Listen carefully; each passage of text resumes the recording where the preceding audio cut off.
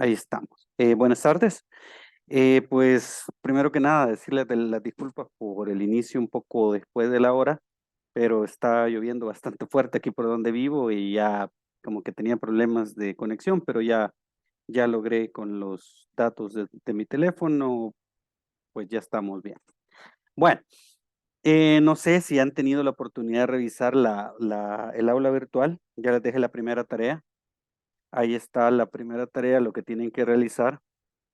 Luego un ensayito y luego el análisis de un documental pequeño en YouTube, que bueno, realmente vamos a también a considerar algunas cosas en el examen, debido a que se están conectando pocos en la transmisión, o sea, tampoco espero que los 75, pero sí una buena cantidad.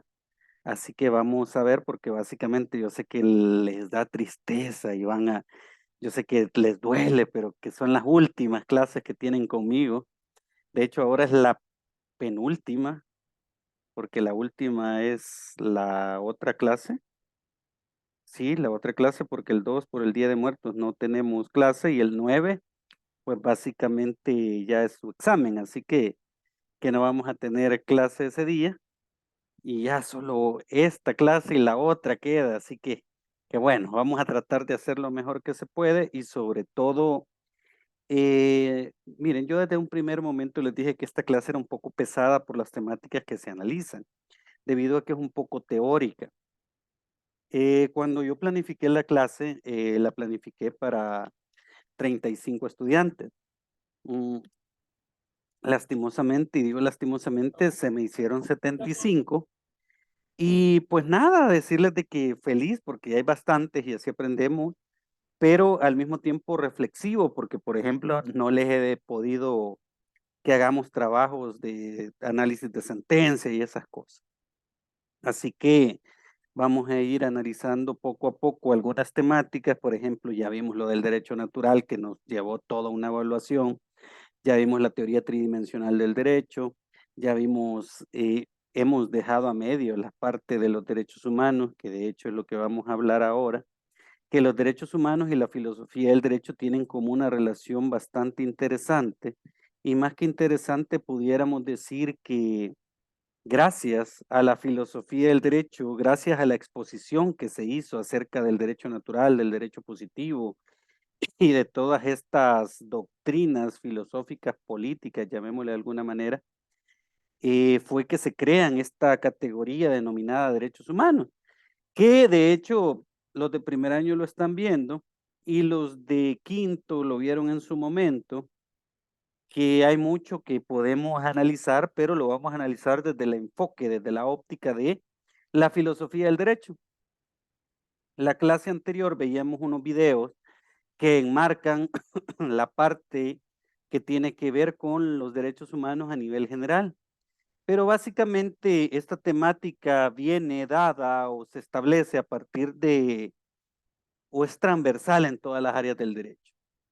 Por cierto, a mí no se me ocurría cómo en derecho privado, yo soy el coordinador de derecho privado de la Escuela de Capacitación Judicial del CNJ, pero a mí no se me ocurría, le soy bien honesto, cómo podría transversalizar el derecho privado con el área de derechos humanos y me quedé, ¿cómo?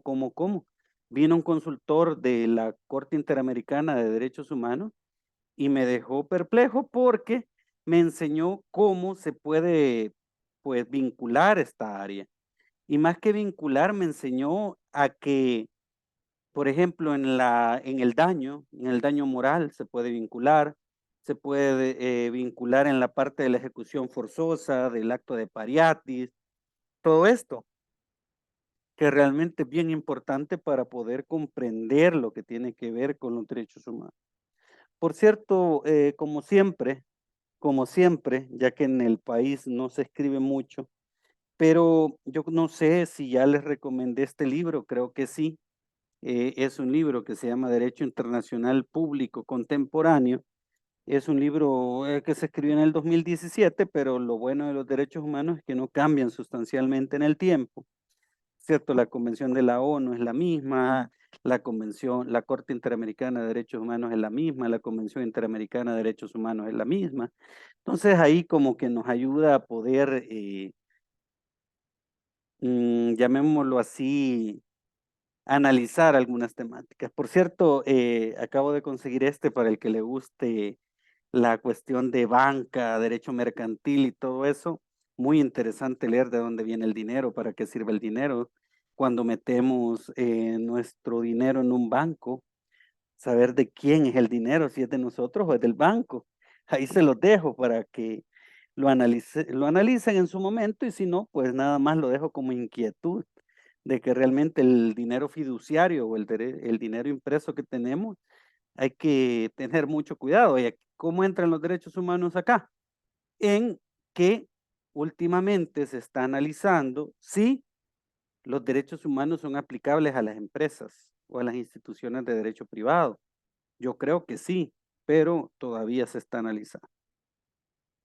Entonces, pues, haciendo ese análisis, los derechos humanos es una temática sustancial y transversal en todo el mundo jurídico.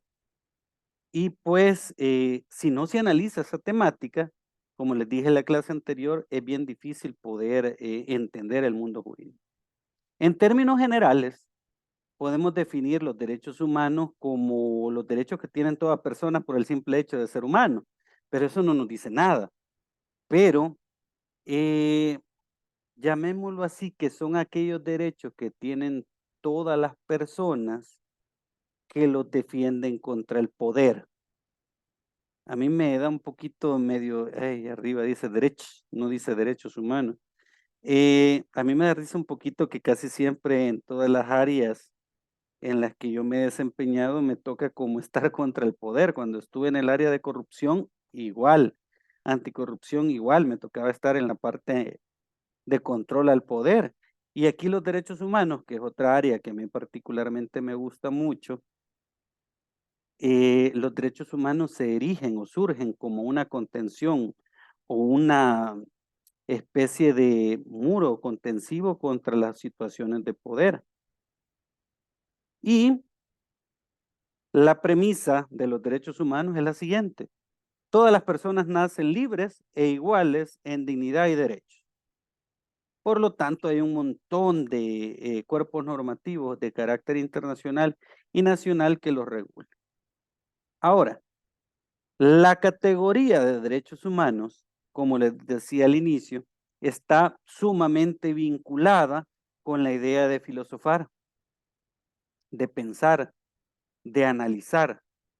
Por tal motivo, con la filosofía en general y como consecuencia con la filosofía del derecho, tienen una relación de carácter recíproca. Tenemos que decir entonces que los derechos humanos tutelan la forma en que las personas conviven y se interrelacionan entre sí. Al mismo tiempo, la relación con el poder representado en el Estado.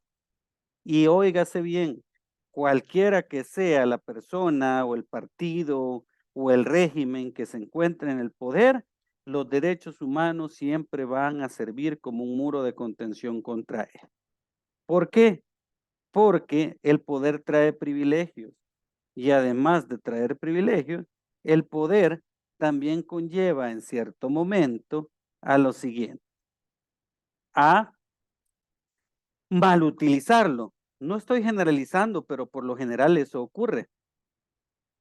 Hoy, por ejemplo, con los sucesos que están pasando en Guatemala, yo me pongo a pensar, porque ellos dicen fuera los corruptos, que los corruptos, que los corruptos, que los corruptos.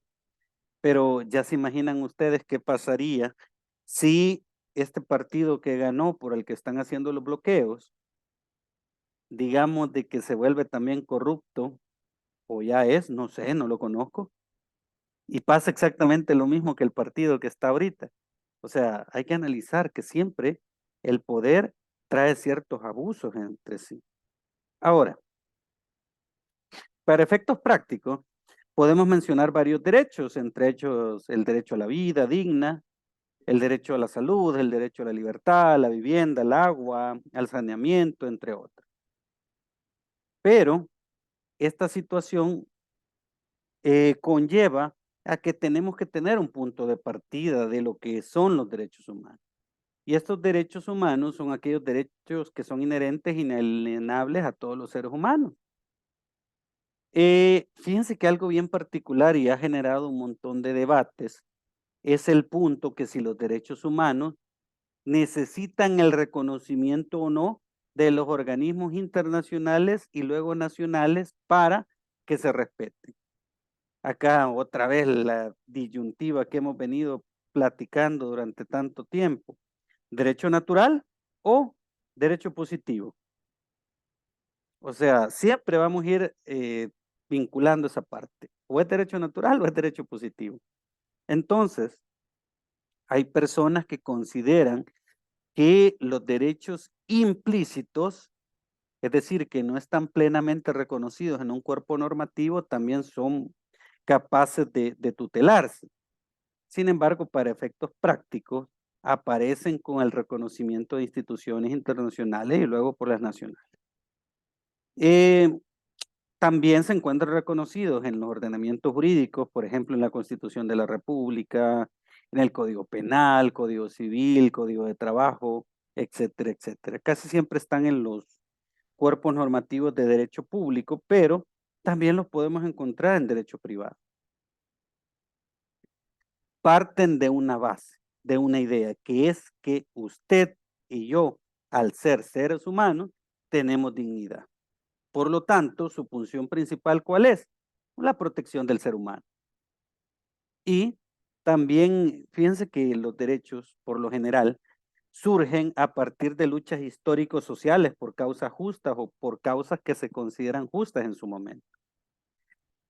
Por ejemplo, pudiéramos recordar allá en 1240 y algo, la declaración de Juan Sin Tierra, por ejemplo, en 1789, la Revolución Francesa, la Revolución, o más bien la Declaración de Independencia de los Estados Unidos de América, la Revolución Bolchevique, la Revolución Mexicana, podemos hablar de muchos acontecimientos históricos, o la Constitución de Weimar, por ejemplo, en Alemania, que son ejemplos en los cuales las luchas sociales han traído aparejadas ciertos derechos. Acá no nos vayamos lejos, en El Salvador.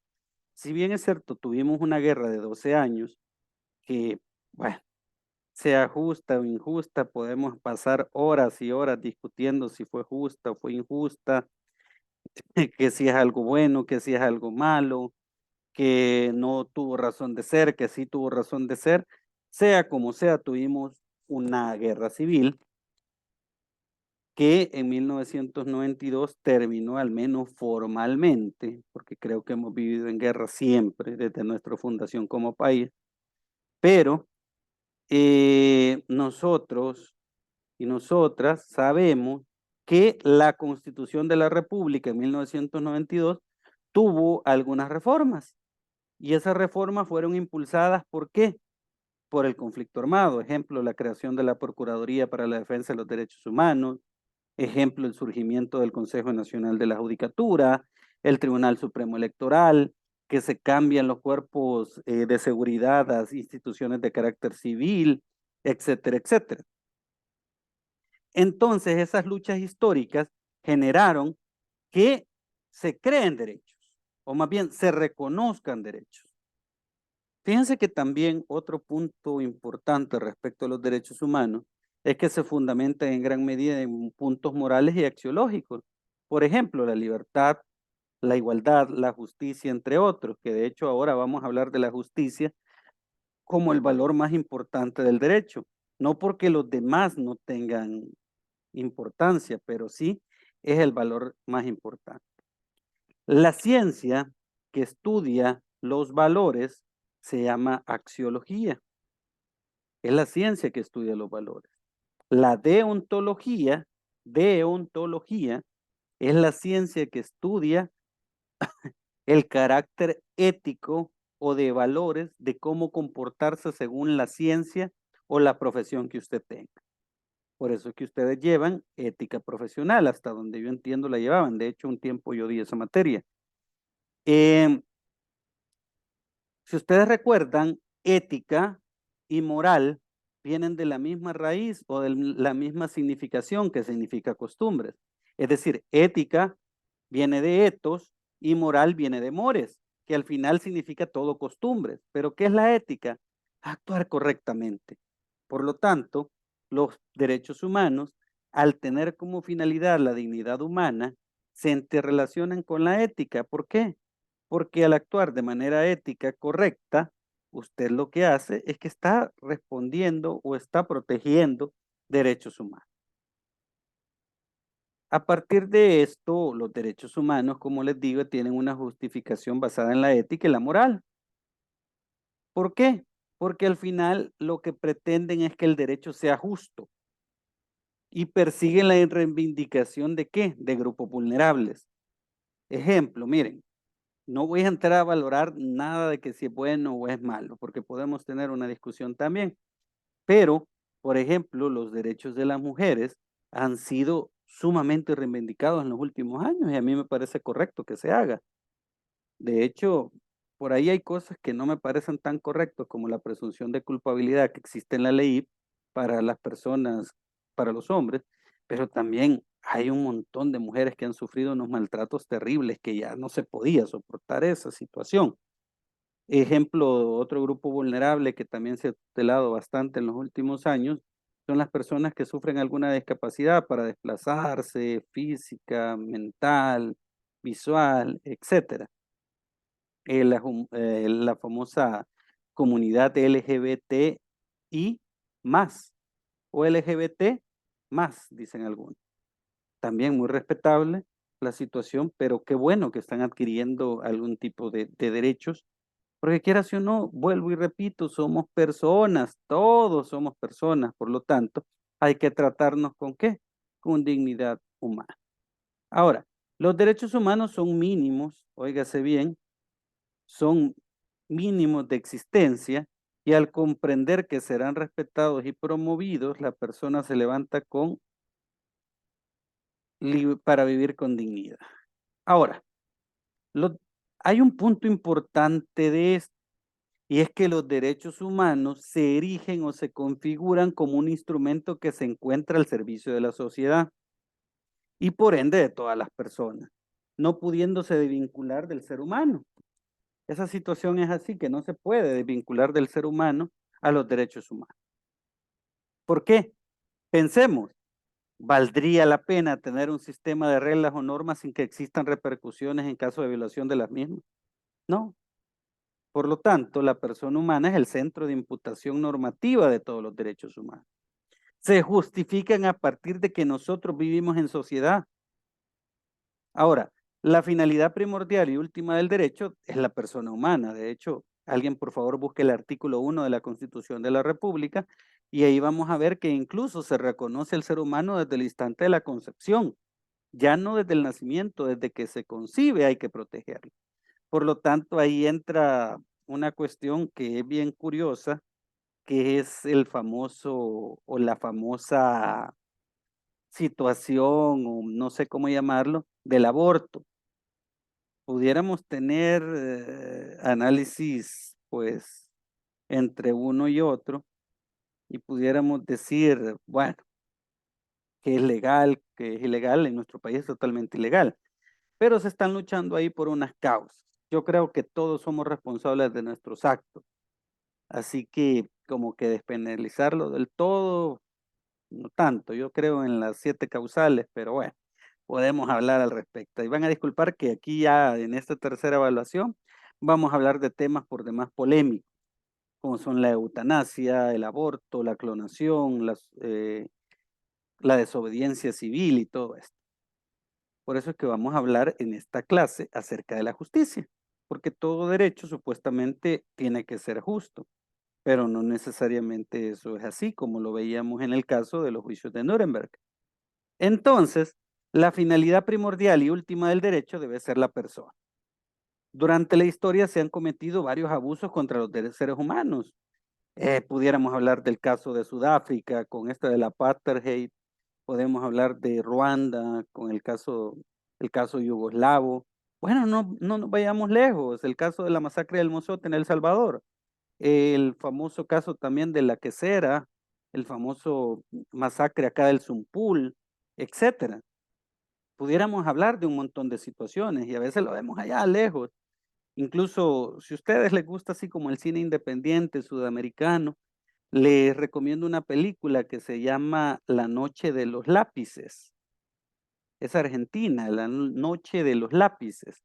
Es acerca de un grupo de bachilleres que los desaparece la dictadura por estar tutelando sus derechos. Así se llama. También hay otra que si la quieren ver, con lo que estaba hablando de Ruanda, que se llama Hotel Ruanda. También una película bastante interesante respecto a ello. Y si ustedes quieren saber más de la masacre del Mozote, pueden leer un libro que si no lo han leído, léanlo, que de verdad les va a traer mucho de reflexión. Luciérnagas en el Mozote. Las películas yo sé que ustedes lo pueden bajar o lo pueden ver en Netflix, Disney Channel o en Cuevana incluso. Véanlas, van a ser bastante interesante. Que es esa película que les digo, Hotel Ruanda, y la otra película se denomina La Noche de los Lápices. Muy interesante para conocer esta temática de los derechos humanos. Yo siempre he querido dar esta materia, les cuento, y me gustaría pues que en algún momento darla y poder analizar esas películas a partir de la visión de los derechos humanos. Incluso les cuento, cuando yo doy ética profesional, hablamos acerca del juez de la película de Robert Downey Jr. Y ahí lo vemos a partir de los principios básicos que debe de seguir o perseguir un juez. Incluso ya vamos a ver lo que podemos hacer respecto a al examen. Quiero ver cuántos están conectados luego y tengo por ahí mi sorpresita. Ahora, en este punto, si alguien tiene el artículo 1 de la Constitución, me levanta la mano virtual, porfa, para para que lo leamos. Ahora, por esa razón se vuelve necesario el reconocimiento expreso o la conformación de ciertos derechos y estos se encuentran ligados a la persona. ¿Alguien la tiene por ahí, por favor? El artículo 1 de la Constitución.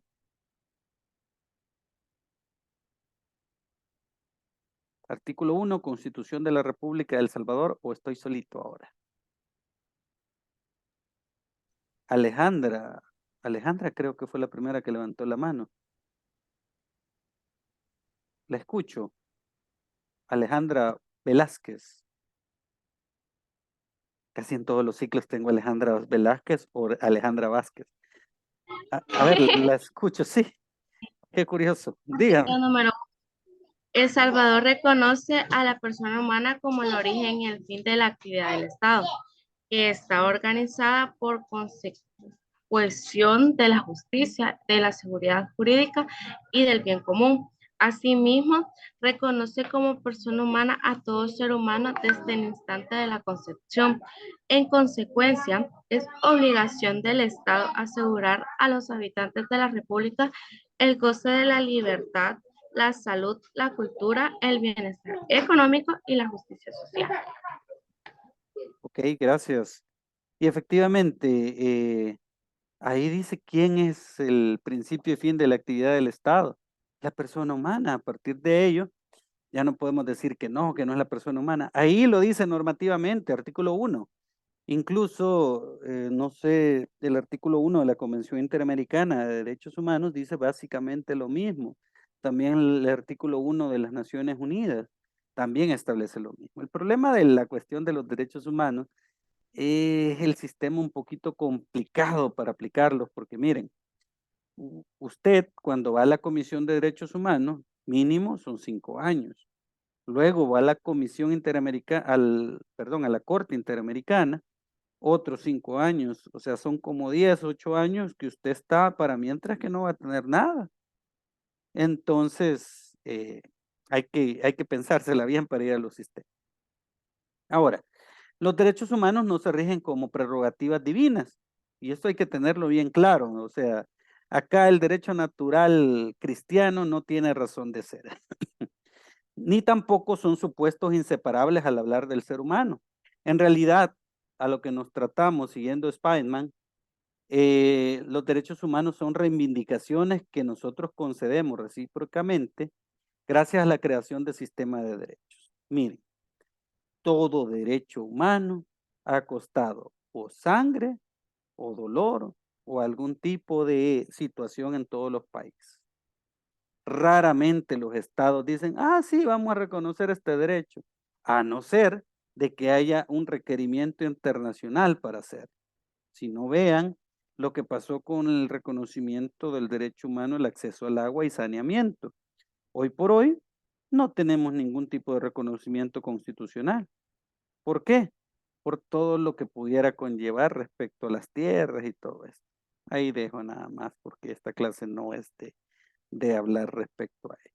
Ahora, la justicia da algún grado de legitimidad o da un grado de respaldo moral a los derechos humanos y por lo tanto es bueno no perderlo de vista en el contexto global. ¿Por qué? La misma idea de justicia y los derechos humanos, en otras palabras, al decir justicia estamos hablando de lo humano, ya, de lo justo, de lo que se tiene que hacer. Pues el derecho acaba cuando termina el ser humano. Sin ser humano, el derecho carece de contenido. Hay una frase que está dibujada en la Universidad de El Salvador, no sé si todavía, porque ha cambiado un montón desde que yo salí. Yo salí en el 2010 y tenía 22 años cuando salí. Y decía, cuando el derecho y la justicia entren en pugna, debe de prevalecer la justicia antes que el derecho. ¿Quién dice eso? Eduardo Couture, en su libro. Y sí, realmente lo justo es lo que tiene que prevalecer.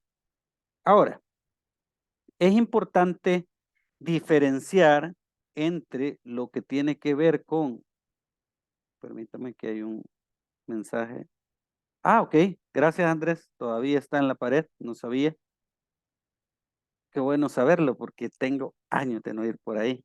Me fui para otras universidades y ahora que tengo la gracia de Dios de estar con ustedes en la Universidad Evangélica, que considero mi casa, y le tengo mucho respeto y cariño. Así que la diferencia entre los derechos humanos con otros conceptos relacionados es bien importante. ¿Por qué? Lo que actualmente nosotros conocemos como derechos humanos han recibido a través de la historia diferentes denominaciones. Podemos hablar de los derechos del hombre, que ahí ya sabemos cuál es el problema, que no solo son derechos del hombre, también son derechos de la mujer, del niño, de la niña, del adolescente. Por lo tanto, esa denominación de derechos del hombre como que no, vea. También tenemos garantías individuales o sociales, derechos naturales, derechos innatos, derechos esenciales, libertades públicas, derechos de la persona humana, derechos públicos subjetivos, derechos fundamentales, entre otros. En este punto vamos a ver que acá están ya diseminados o sistematizados más bien cómo se denomina pues la cuestión de cada una de esas expresiones.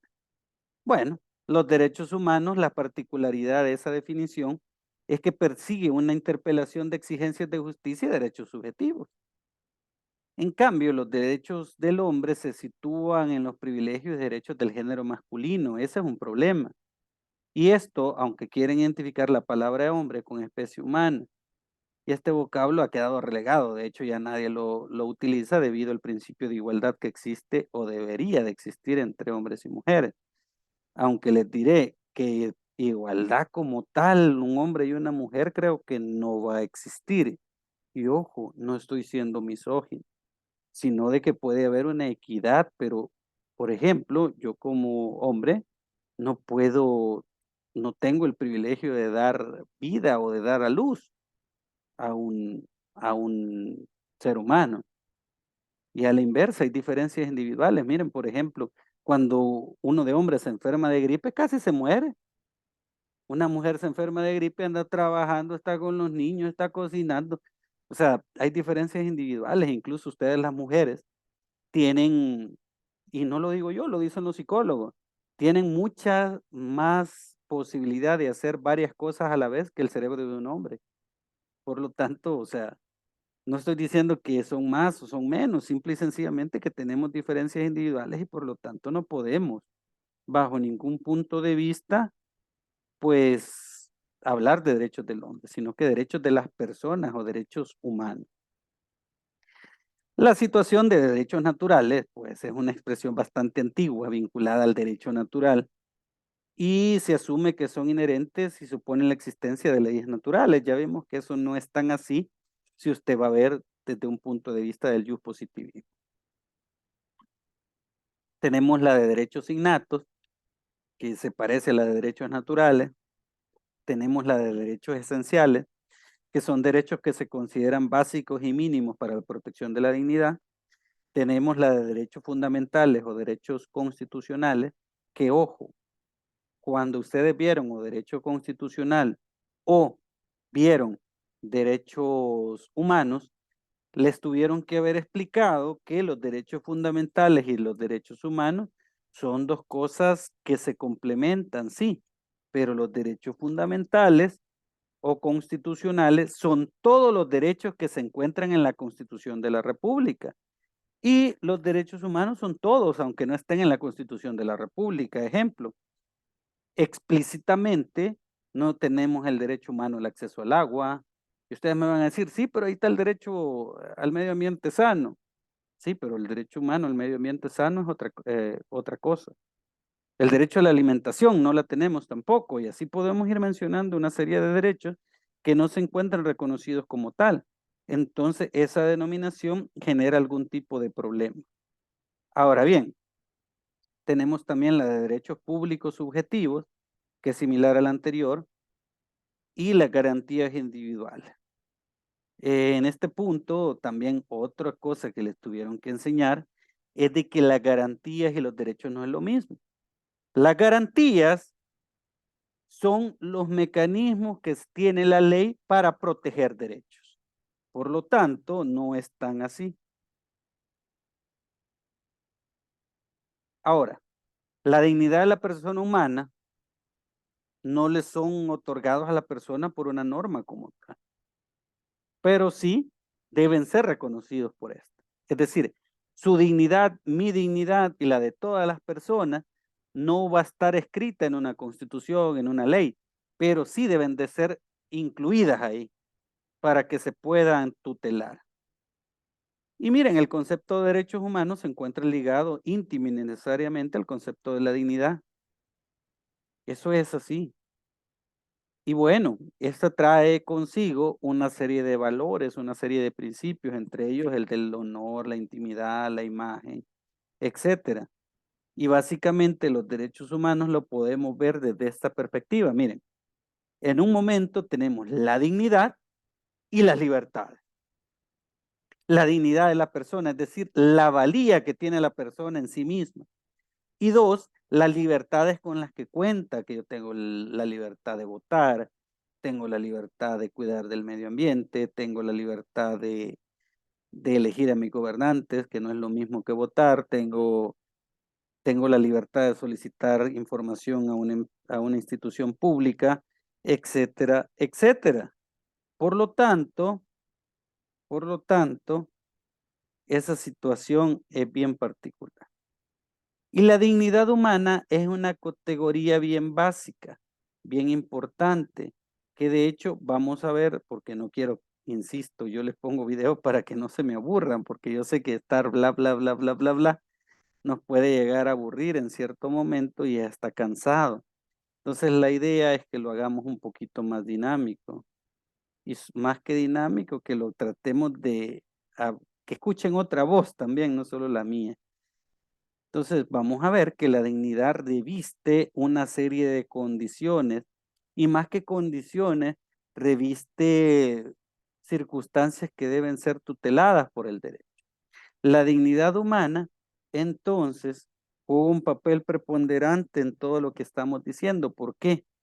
Porque miren, al final, la dignidad es el tuétano, la esencia de los derechos humanos. Para lo cual vamos a ver, como les digo, unos videitos que nos ejemplifican o más bien nos explican de una manera lúdica y práctica lo que es la dignidad. Porque la dignidad en sí misma podemos decir que es problemática definirla, pero la más básica es la que nos dice que La dignidad hace referencia al trato o respeto debido que se le da a las personas por el simple hecho de serlo. Es decir, a ese trato que se le da a las personas por el simple hecho de ser individuos. Entonces vamos a ver esos videitos que les comento. Primero vamos a ver el más complejo y por último vamos a ver el más básico.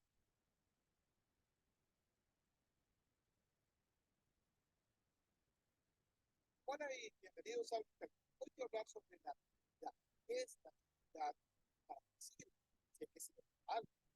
Pero antes de contestar, les quiero hacer una pregunta. Les voy a dar 30 segundos. Le agradecería mucho que realmente escriban lo que ustedes están pensando sobre esa pregunta antes de ver todo. Porque quiero que ustedes no se den cuenta qué Escríbanlo también ustedes, por favor. Ahí en el chat pueden ir poniendo lo que piensan respecto a lo que va a explicar acá, porque eso nos va a servir para poder seguir con la clase.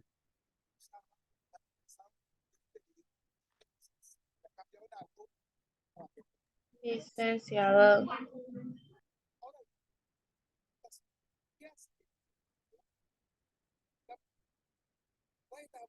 No se escucha, No se licenciado. escucha. Ok, permítame, perdone, que no le puse. Van a disculpar, vea. También se Gracias. escucha como cortado. Ahorita vamos a arreglar todo eso. Es cierto, ¿cómo se iba a escuchar? Si le di aquí que no le... va a decir una pregunta, quiero que también ustedes la respondan en el chat.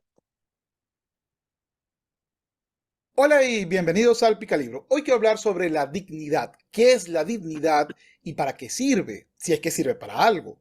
Pero antes de contestar esto, les quiero hacer a ustedes una pregunta y les voy a dar unos 30 segundos para que la contesten. Les agradecería mucho que realmente escriban lo que ustedes están pensando sobre esa pregunta antes de ver todo el video. Porque quiero que ustedes mismos se den cuenta qué pensaban cuando empezaron a ver este video y qué piensan, si es que ha cambiado en algo, cuando termine. Eso es un experimento que nos va a servir para ambos. Ahora bien, la pregunta es la siguiente. ¿Qué hace que tú y yo tengamos los mismos derechos? ¿Cuál es la base en la cual tú crees que nosotros dos debemos ser tratados a través de las mismas reglas o condiciones? Por ejemplo, ¿por qué no más bien hacemos una división y nos tratamos según el país o la región dentro del país en que nacemos? Si nacemos en esta región tenemos unos derechos, pero si nacemos en esta tenemos otros. O en condiciones de pigmentación de piel, o de religión, o de familia. Si nací en esta familia tengo derechos, pero si nací en esta otra no. Entonces la pregunta sería, ¿qué es? ¿Cuál es la base filosófica en la cual tú y yo deberíamos de ser tratados como iguales? Te doy 30 segundos para que por favor lo conteste aquí en comentarios y te dejo unas imágenes para que pues te entretenga y un sonito de fondo. ¿Sabías que Pampers Swaddlers protege Buah, delicadamente nos vino la piel la de tu publicidad. bebé? Porque le brinda nuestra máxima absorción y suavidad para una piel seca y protegida contra irritaciones. Pampers protege delicadamente la piel de tu bebé. Escriban ahí en el chat para que después vamos a analizar la situación. I love the chase and the hunt, and I set the pace when I'm running. I always take what I want and I always give it 100. Don't need a bank, no I'm funded. Play the game like it's nothing. I'm always thankful for something. Don't take for granted, stay humble. Now wake up, it's time to look at the enemy. Look in the mirror if he is no friend to me. Posiblemente tu respuesta fue porque somos iguales, porque somos humanos. Sin embargo, si te pones a ver cómo esta condición ha cambiado históricamente, verás que al comienzo solamente se identificaban como humanos los que pertenecían a una tribu o una familia. Ejemplo, tribu 1, somos nosotros que nos reconocen derechos, pero a otra tribu no le reconozco derechos. Por ende voy y le quito, saqueo, me llevo a las personas, las esclavizo, etc. Esto luego con el tiempo fue pues adaptándose y se pasó al concepto de Estado-Nación. Entonces, si eras ciudadano dentro del Estado-Nación, tenías derechos, pero podías ser esclavo y no tener derechos, o mujer y tener derechos limitados. Entonces, había una serie de condiciones para tener esos derechos. Luego, las ciudades-naciones contra imperios, el que te daba derecho era el emperador, la gracia del que mandaba. Luego eso pasó a la idea de la religión, somos el pueblo elegido, nosotros tenemos derechos, los demás no, quien nos da el derecho es Dios. Luego otra religión, que por cierto es el cristianismo, el catolicismo, vino a decir, no, todos somos hijos de Dios, todos tenemos el mismo derecho. Luego esto no fue suficiente y se dijo, no, esto no tiene sentido porque pues para nosotros Dios no existe, así que dentro del laicismo hay que crear alguna categoría que haga que seamos todos iguales, etcétera, etcétera. Es decir, para llegar a lo que nosotros consideramos un axioma hoy, algo obvio que debemos ser tratados todos igual, la base filosófica de esa condición es la dignidad.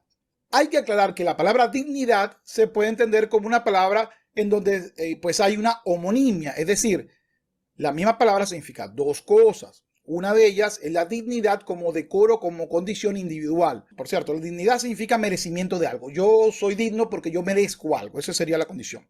Entonces, la dignidad individual o la dignidad como decoro o la dignidad como merecimiento individual, entonces habría que decir, he cumplido estas condiciones, por consiguiente soy digno de tu amor, soy digno de tu confianza o incluso soy digno de heredar, porque hay algunas pues conductas que ante los ojos de la ley, si las haces, pierden el derecho a heredar.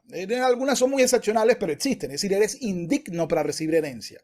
Mientras que la dignidad humana, es el adjetivo, también se le llama, si quieres poner una palabra un poco filosófica profunda, puedes decir la dignidad ontológica, que significa que dentro del concepto del ser humano, es decir, dentro del concepto del ser, la dignidad va de la mano. Es decir, no hay el concepto de ser humano sin dignidad. Es imposible. Es una categoría metafísica inventada, aceptada socialmente hoy, que implica que cualquiera que llegue a la categoría de ser humano tiene dignidad y por ende es persona, porque dignidad es la base, por lo menos filosófica, para que tengas derechos y deberes, es decir, para que seas persona o sujeto de protección en cualquier sociedad. Esto se ve reflejado precisamente en la Declaración Universal de los Derechos Humanos, que me dice tanto en el preámbulo como en el artículo primero lo siguiente. Declaración Universal de los Derechos Humanos. Preámbulo.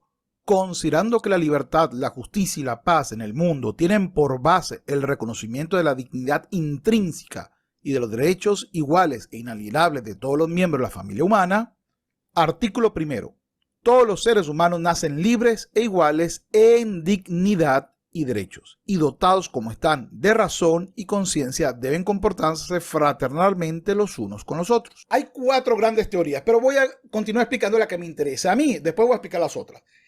Si la dignidad es un axioma que va de la mano, es decir, la dignidad es ontológica o la dignidad pertenece a toda persona por el mero hecho de ser reconocido como humano, no como persona, valga la redundancia. Es decir, si tú formas parte de la especie humana, eres digno. Y al ser digno, tienes ya el carácter de persona, porque se te pueden aplicar tal vez no todos los derechos, pero una cantidad de derechos y deberes. Esa sería la clasificación.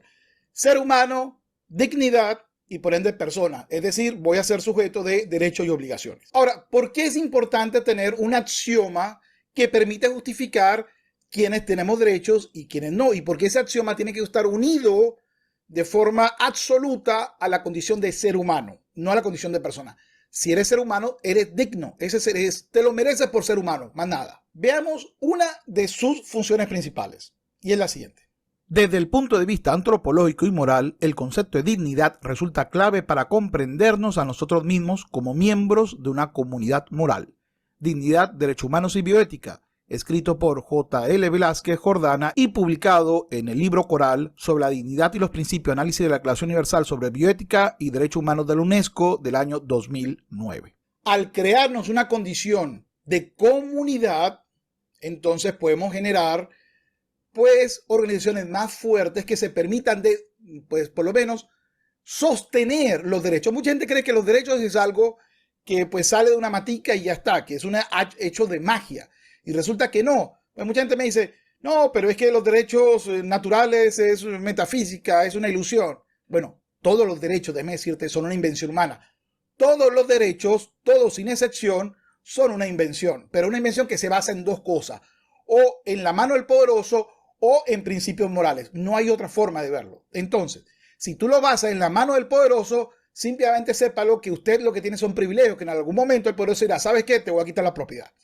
Y en el caso en que usted no acepte que los derechos están fundados en condiciones morales, nada va a ser ápice para que yo le quite a usted la propiedad.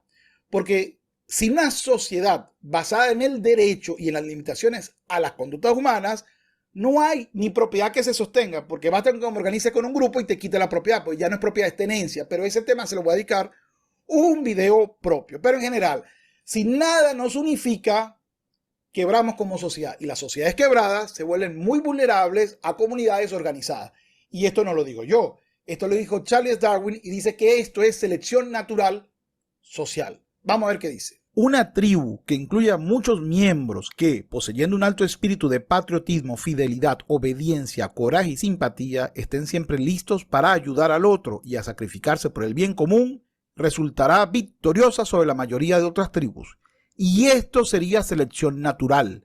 En todas las épocas unas tribus han desplazado a otras, y como la moralidad es un elemento importante en este éxito, el estándar de moralidad y el número de hombres bien dotados en él tenderá a crecer y aumentar. Charles Darwin en El origen del hombre. Ahora sí, explico las 4 teorías. La primera, Steven Pinker escribió un artículo, por cierto, y es mucho, son varios norteamericanos que dicen que la dignidad es una palabra que no tiene ningún sentido. Es un lema, es un viento al vacío. Eso es lo que dice él. Ya vemos que Darwin tiene otra visión. Dice, no. El concepto de dignidad, en este caso, pues obviamente el concepto moral que unifique a un amplio grupo de sectores, sea de una religión, sea de otra, tenga una visión política, si unifica en un criterio moral, entonces tienes comunidad. Por consiguiente, la primera teoría se cae solita. Es decir, por supuesto que es absurdo pensar que la dignidad no tiene ninguna consecuencia. Si eso es así, es una palabra cualquiera que puedes quitar y poner y no pasa nada. La segunda es la teoría de Kant, con la cual me identifico parcialmente. Kant dice que algunas cosas pueden ser sustituidas o restituidas. Esas cosas pueden ser sustituidas o restituidas, pueden formar parte de lo que se llaman los bienes mercantiles o comerciales. Mientras que aquello que es insustituible no puede formar parte de las mercancías. Aquí me dice exactamente lo siguiente. En el reino de los fines, todo tiene o bien un precio o bien una dignidad. Lo que tiene precio puede ser reemplazado por alguna otra cosa equivalente. Por el contrario, lo que se eleva sobre todo precio y no admite ningún equivalente tiene una dignidad. Kant, fundamentación de la metafísica de las costumbres. Por ejemplo, eso significa que si el cabello se me sustituye, si yo me corto el cabello y luego me vuelve a crecer las uñas y luego me vuelve a crecer, incluso una parte del hígado y luego me vuelve a crecer, pues entonces podría entrar dentro del mercado. Pero si una córnea no me vuelve a crecer, si una oreja no me vuelve a crecer, si un dedo no me vuelve a crecer, si un riñón no me vuelve a crecer, o un corazón no me vuelve a crecer, no puedo aceptar que eso forme parte del mercado porque es un elemento insustituible. No se puede sustituir. Tú no puedes sustituir un hijo por otro, ni una mujer por otra. Cambias todo el concepto. Es decir, no puedo cambiar de pareja. Sí, son inconmensurables. No son la misma categoría. Persona pareja A es diferente a persona pareja B.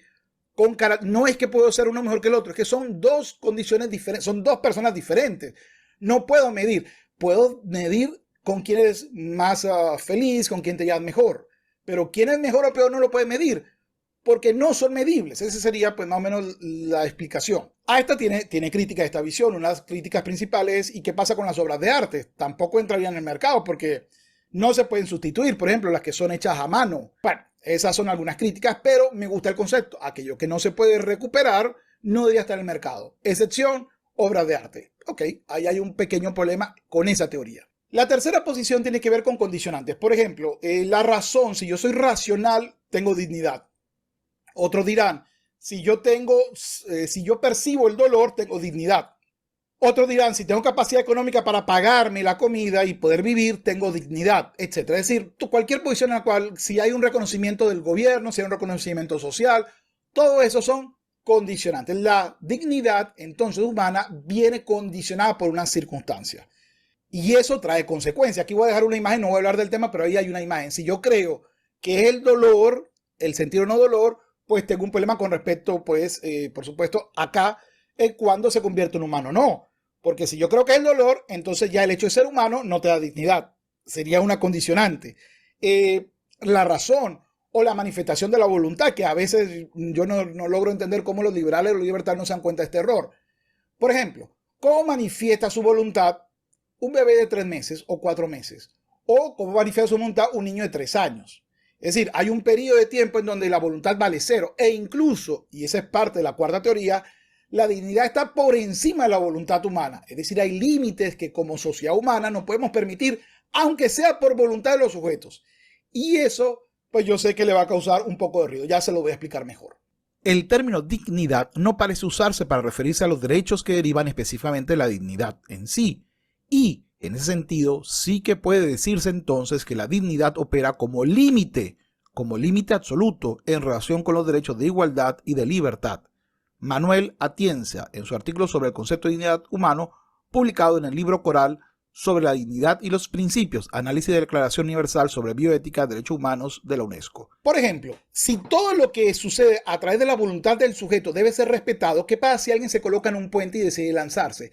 Y yo sin preguntarle, me lanzo y lo rescato y le salvo la vida. La persona puede demandar, esto sucedió en la película Los Increíbles, la persona me puede demandar por haber vulnerado su voluntad. Sí, totalmente. Si yo quiero ceder, en este caso, si yo quiero vender mi órgano principal, por ejemplo, mi corazón, y colocarlo como un producto de mercado, aunque me cueste la vida, puedo aceptarlo o tolerarlo dentro del concepto de dignidad de comunidad. No. ¿Por qué no? Porque afecta la vida del sujeto. No puede ser. Si la dignidad tiene que ver con la posibilidad de tener derecho, y el derecho número uno es la vida, todo lo que atente contra la vida, incluyendo a ti mismo, debe ser moderado. Eso es lo que significa. No hay una libertad en un espacio infinito, hay una libertad dentro de un conjunto social. Eso quiere decir que tiene limitaciones. No es que mi derecho empiece donde empieza el otro, porque vuelvo y repito, ¿qué pasa si de repente tengo un accidente? Tengo que esperar a que alguien me diga, sálvame, y si está desmayado y no me puede salvar, no lo manifiesta y lo salvo y no quería ser salvado, me demanda. Eso no tiene sentido. O si yo quiero tener de repente un contrato en el cual me hago esclavo por 5 años, ¿quién eres tú para decirme que no puedo ser esclavo? Esclavo para cualquier cosa, desde que me corte un dedo hasta que abuse de mí o de cualquier. Tú no tienes ese derecho bajo el concepto de que la voluntad es la soberana. Pero no, la dignidad va más allá del individuo. La dignidad es una condición de comunidad. Si no hay dignidad, no hay comunidad sostenible. Si no hay un axioma máximo, no es posible sostener una comunidad. Se crearían tribus en donde tú colocas los que son esclavistas y se dejan esclavizar, los que venden sus órganos, es decir, vas creando tribus de tal manera que no hay nada que lo unifique y esa sociedad va a ser quebrada por tribus que tienen una unificación moral. Eso es lo que va a suceder. Más o menos hace 300 años antes de Cristo, en China, existió un gran seguidor de Confucio llamado Mencius o Menzi, depende de la traducción que le tenga, pero él tenía una visión muy buena de qué es lo que significaba ser humano y qué es lo que no significa ser humano. Por supuesto, esto hay que entenderlo desde el punto de vista de comunidad humana. Recuerden que lo que creemos en la cuarta idea, en que la dignidad es un axioma irrenunciable y absoluto y que limita los demás derechos, entonces implicará que en comunidad solo es posible si consideramos que hay condiciones humanas tolerables y condiciones humanas no tolerables. Y aquí les dejo, por supuesto, su visión. Suponed que la gente ve de pronto un niño a punto de caer en un pozo. Todo el mundo se quedará espantado y se moverá con pasión. No será por el motivo de ser reconocido por los padres de esa criatura. Tampoco será para alcanzar buena reputación entre vecinos y amigos. Tampoco será por evitar la vergüenza de que nos critiquen. Con esto se muestra que sin un corazón inclinado a compartir, no se es humano. Sin un corazón que experimente la vergüenza, no se es humano. Sin un corazón dotado de moderación y sensibilidad hacia los demás, no se es humano. Sin un corazón que distinga lo verdadero de lo falso, no se es humano. Un corazón que se compadece es el germen del sentido humanitario. Un corazón que reconoce lo que le avergüenza es el germen del sentido moral. Un corazón hecho de compostura y deferencia hacia los demás es el germen del sentido ritual. Un corazón que distingue lo verdadero y lo falso es el germen del sentido del discernimiento. El ser humano posee dentro de sí estos 4 gérmenes, lo mismo que tiene 4 extremidades. Bueno, ¿qué crees tú? ¿Ha cambiado un poco tu visión de qué es la dignidad o si sirve para algo? ¿Eres de la visión de Pinker, que la dignidad no sirve, es simplemente un lema vacío, o la de Kant, que todo aquello que no puede ser sustituido es simplemente no puede ser medible en el mercado y tiene que llamarse digno, es decir, no es transable? o por el contrario, en la tercera, que todo concepto de dignidad tiene que estar medido, tiene que estar racionado, tiene que ser requisitos a ser cumplidos. La voluntad, por ejemplo, la capacidad económica, la pigmentación de piel, el sexo, qué sé yo, la autonomía, esa es una característica también, la condición social, el reconocimiento del Estado, etc. O por el contrario, crees que efectivamente la condición de dignidad es una condición axiomática necesaria para sostener cualquier derecho subsiguiente. Si no hay dignidad, no hay derechos. Hay privilegios otorgados por un gobierno que te los puede quitar. Esa sería, pues para mí, la visión más adecuada. Ojo, esta visión va de la mano de muchas visiones teístas, en particular de la religión cristiana, que considera que todos somos hijos de Dios y tenemos derechos por el mero hecho de ser hijos de Dios. Pero no significa que, para que quede claro, el que habla de dignidad normalmente es un laico. Normalmente trata de buscar una condición en que unifica a todos. Mientras que, si bien el teísta puede hablar de dignidad, se basa precisamente en una dignidad otorgada por algo más allá de los humanos. Yo creo más en la dignidad otorgada por experiencias en el desarrollo humano que han logrado entender que la única forma de obtener una comunidad es teniendo principios de merecimiento absoluto para todos los seres humanos iguales. Y de ahí el resto de los derechos. No hay otra manera. Ahora sí, ¿qué crees tú? ¿Cambió en algo tu visión? ¿Se enriqueció tu visión? ¿O has pues conseguido más bien formas de sostener que tu visión es adecuada y las demás son inadecuadas? Ok, vamos a ver. Estaba leyendo el chat hace poquito y efectivamente me gustan algunas de las ideas que ahí se plantean. De hecho, las 4 personas, Alejandra Velázquez, Ulises Ágreda, Kelly Roque y René Dubón, me recuerdan de ponerles un puntito que si no lo necesitan en el examen, porque creo que ustedes siempre han estado en clase, se los puedo proporcionar en alguna de las tareas. Solo me recuerdan un día antes, queda grabado por acá. Y sí, no voy a entrar mucho porque no quiero que me absorba el tiempo, pero sí, nada más y no me lo vayan a tomar a mal cuando ustedes digan según mi criterio, coloquen nada más según mi criterio, no mi criterio propio, porque es redundante, entonces pudieran generar algún tipo de alguna baja calificación. Entonces, conmigo yo estoy para eso, para ayudar en esta parte. Así que me recuerdan, por favor, del puntito y vamos a seguir viendo lo que es la dignidad para que nos quede claro desde un punto de vista, no que yo se los explique. De hecho, este canal, como dicen por ahí, es bastante interesante. Si pueden verlo, véanlo.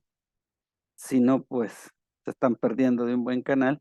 Así que vamos a ver esta pequeña disertación de alguien que yo admiro mucho, que es Miguel Carbonell, o mejor dicho, es de su centro de estudio sobre la dignidad humana.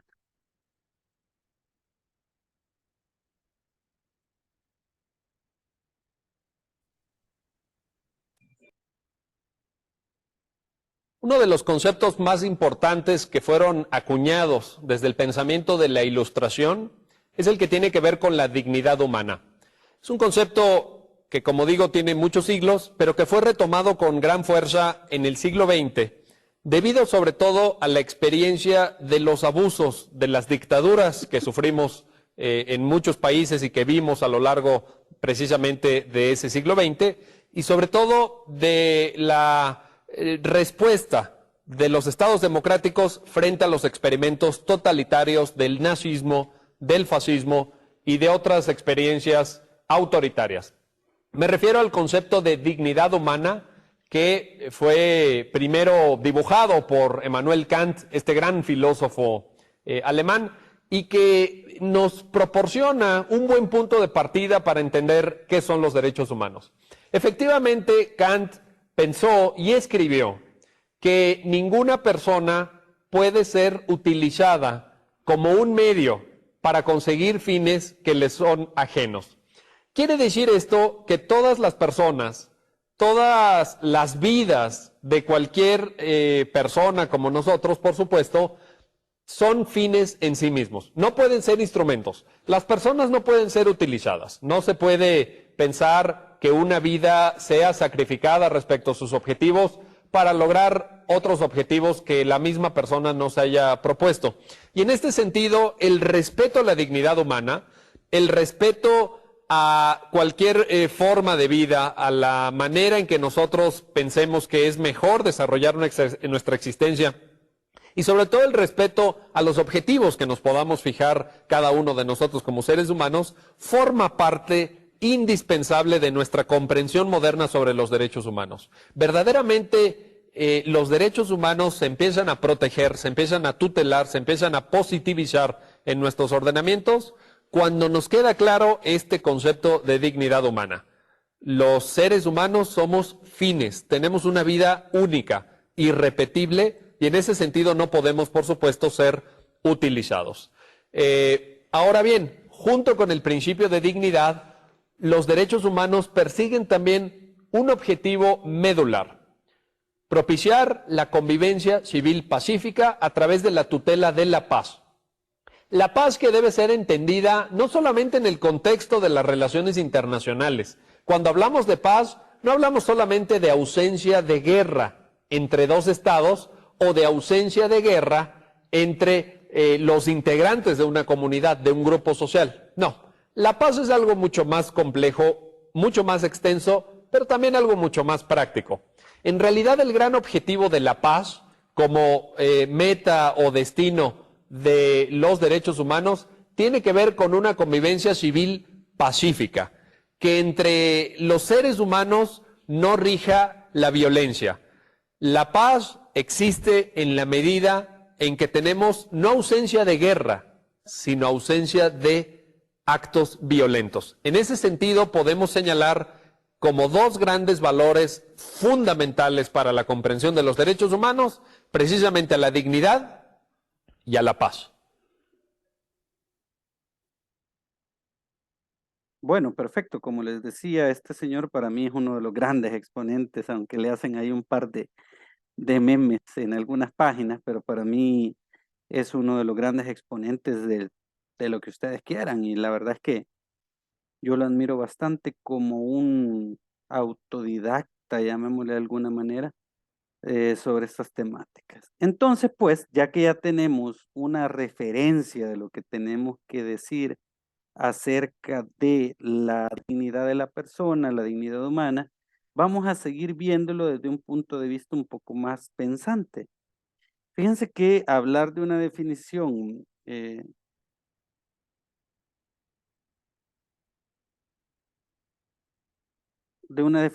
acabada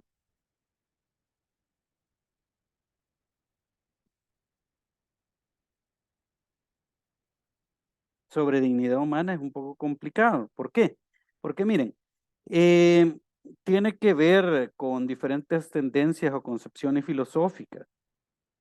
Y así que va a depender de las que optemos para tener una definición respecto de ello. O sea, no es lo mismo cuando hablamos de dignidad, como bien decía el video, en una sucesión, por ejemplo, que alguien es digno o indigno para suceder, que cuando hablamos de la dignidad humana en parte de los derechos humanos. Y miren, la conceptualización más utilizada en la actualidad nos dice que la dignidad hace referencia al trato, respeto debido que se tienen por las personas. Y bueno, decirles de que esta naturaleza es básica para la categoría de derechos humanos. Y desde un punto de vista de este autor, que es Martínez Bouyé, la dignidad es una cuestión que no debe de verse como un absoluto. ¿Por qué? Porque miren, o sea, si bien es cierto, la dignidad es el punto que nos da derechos humanos, pero mucha gente hablamos de que los derechos, y sus deberes, ¿cuáles son? Está cumpliendo sus deberes. Hay que analizar primero, cuáles son sus deberes y ver si se están cumpliendo para poder, no sé, ver de qué manera se puede institucionalizar o verificar esta temática de dignidad humana desde un punto de vista más práctico, pues. Ahora, la dignidad humana, después de ver los videos, podemos definir y podemos decir que tiene 4 óigase bien, 4 dimensiones básicas. Primero, la dimensión ética de la que ya hablábamos, de que al comportarse bien, al respetar a la persona, obviamente se va a volver digna.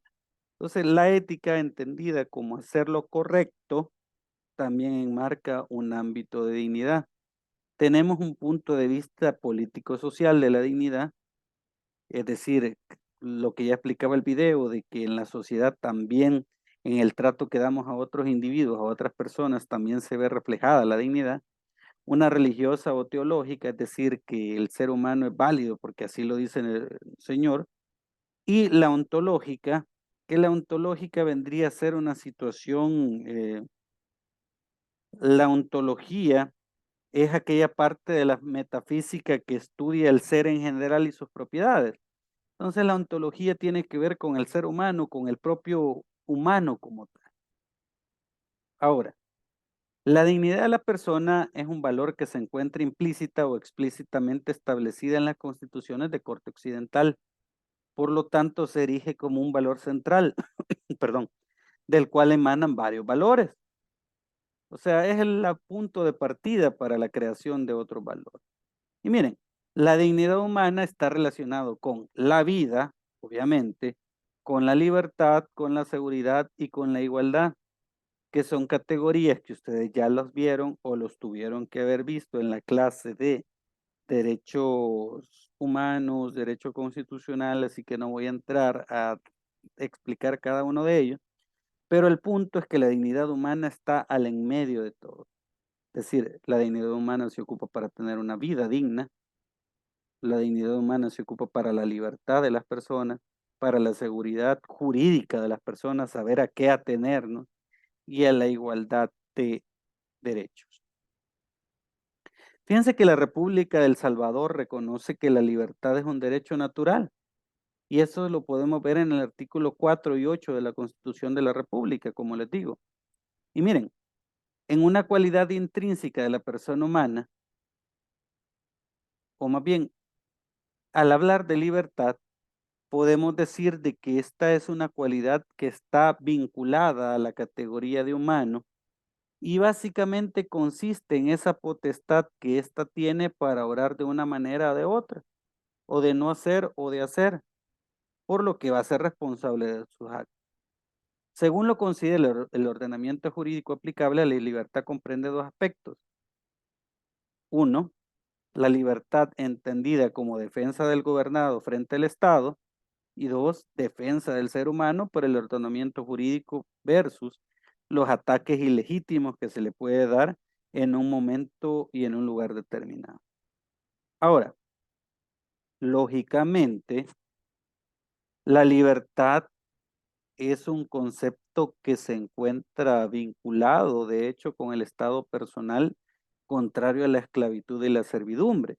De hecho, tenemos el habeas corpus, que su principal, llamémoslo así, su principal circunstancia tiene que ver o se vincula con la libertad ambulatoria. En este sentido, en otra acepción o en otro significado, la libertad es lo que sirve de garantía al poder. Es esa, llamémoslo de alguna manera, seguridad que tiene por oposición al poder. De esta manera va a ser libre quien no se encuentre sujeto a ningún poder. En otras palabras, a cualquier tipo de influencia o determinación de su conducta. Fíjense que en un sentido bien genérico, la libertad pudiéramos vincularlo a esa facultad para pensar, obrar y decidir entre dos más alternativas, siempre dentro del derecho y con respecto a la libertad de los demás. Y esta libertad humana, ahí sale un muñequito rompiendo unas cadenas, que por lo general así lo definimos, la paz con una palomita volando, y así podemos ir viendo otras circunstancias que así lo definimos.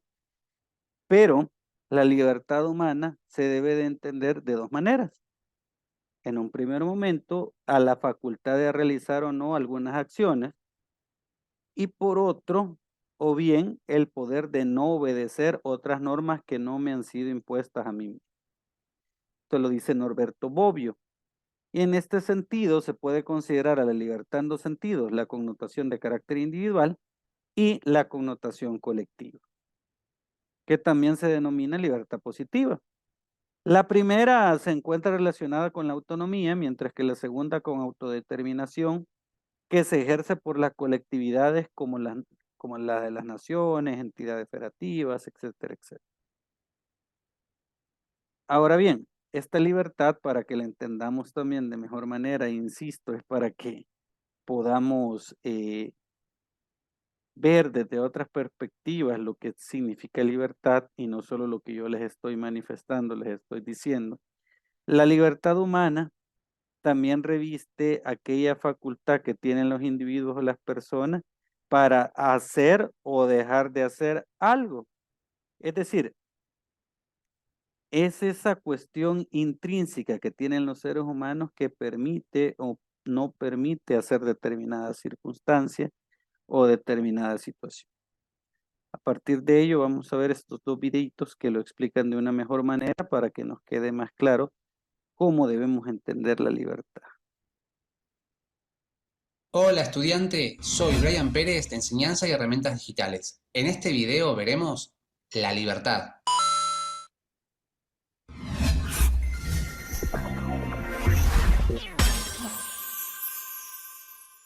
Para comenzar, es importante aclarar que la libertad tiene un alcance enorme, muchos aspectos y significados. Entonces, ¿qué es la libertad? ¿Es un valor que guía nuestra conducta? ¿Es un derecho que toda persona posee? ¿Es un ideal que nos inspira? Efectivamente, es todo eso y más. Incluso también es un estado, el estar libres, en contraposición al estar privados de nuestra libertad o ser esclavos. Para facilitar su estudio necesitamos definirla. Nosotros vamos a utilizar la definición de la RAE. La libertad es la facultad natural que tiene el hombre de obrar de una manera o de otra, y de no obrar, por lo que es responsable de sus actos. Esta definición nos dice que la libertad es una facultad, por ende un derecho o prerrogativa que poseen las personas. Se refiere a la libertad de actuar, por acción, hacer algo, o por omisión, no hacer algo. Por último, la relaciona con la responsabilidad, y es que libertad y responsabilidad van de la mano, pero este punto lo desarrollaremos en el próximo video. ¡Y eso! Para comprender mejor la libertad, nos referiremos a dos de sus formas que suelen llamarse libertad negativa y libertad positiva. La libertad negativa es la situación en la cual una persona tiene la posibilidad de hacer algo porque nada ni nadie se lo prohíbe.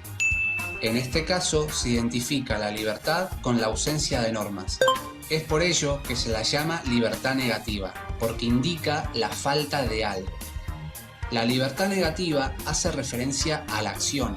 Mi acción no es impedida y por lo tanto puedo realizarla. Por eso también se la llama libertad de hacer. Para aclarar esta forma de libertad, es oportuno tener en cuenta que en un Estado de Derecho rige el principio de libertad como regla general. Todo lo que no está expresamente prohibido está permitido. De ahí que una persona, en principio, pueda hacer lo que quiera siempre y cuando no haga nada que esté prohibido expresamente por la ley. Me ofendería si no lo hicieras. Generalmente los estados de derecho utilizan las leyes para prohibir toda conducta considerada peligrosa o que vulnere o afecte los derechos de las demás personas. Ahora que repasamos ese punto, veamos un ejemplo. A Pablo le encanta el helado. Ante la ausencia de una norma que prohíba comer helado, Pablo es libre de consumir tanto como quiera. Ahí vemos el concepto de libertad negativa en acción. Distinto fuera si Pablo fuera amante de la velocidad y quisiera conducir a 200 km por hora en todo lugar y todo momento. En este caso, como existen normas de tránsito que prohíben dicha acción, Pablo no puede conducir a esa velocidad. La libertad positiva es la situación en la cual una persona tiene la posibilidad de llevar a cabo su propia voluntad, sin aceptar que la voluntad de otro se lo impida. La libertad positiva se llama así porque indica la presencia de algo, la autonomía, es decir, la capacidad de no depender de otro para tomar decisiones. Esta libertad hace referencia a la voluntad. Soy libre de querer algo que no está determinado por lo que quieren los demás. Por eso también se la llama libertad de querer. Al igual que en el supuesto anterior, partimos de la base de que somos libres de realizar cualquier acción que no esté prohibida por el Estado. Pero dentro de todas las acciones permitidas, realizamos aquellas que queremos o preferimos sobre otras, ejerciendo nuestra voluntad. Por ejemplo, somos libres de elegir qué carrera estudiar, qué trabajo realizar, qué ropa vestir, qué comida consumir, etc. Dentro de todas las acciones permitidas, escogemos libremente aquella que queramos. ¡Anota eso! ¡Anota eso! Les dejo en pantalla un cuadro comparativo de libertad negativa y libertad positiva a modo de resumen. En un próximo video explicaremos la responsabilidad y su relación con la libertad. Espero que esta información te sea útil. Si querés apoyarnos para poder seguir creando. Como vemos, esta situación de la libertad es bastante amplia. ¿En qué sentido? Que bueno, la libertad entendida desde un punto de vista positivo y negativo son dos cosas extremadamente diferentes y más que diferentes traen implicaciones complejas al derecho. Y como derecho fundamental, es decir, reconocido en la Constitución de la República, podemos entender la libertad de esta manera. ¡Se acabó el recreo!